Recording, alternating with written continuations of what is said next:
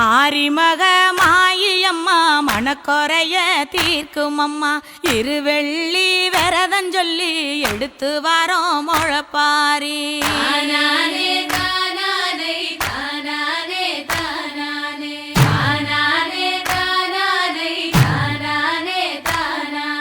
காத்து மட்டும் வந்து போகும் கட்ட பொம்மை கோட்டை போல வெயில் பட ஓல பின்னி விதைச்சு வச்சோம் முழப்பாரி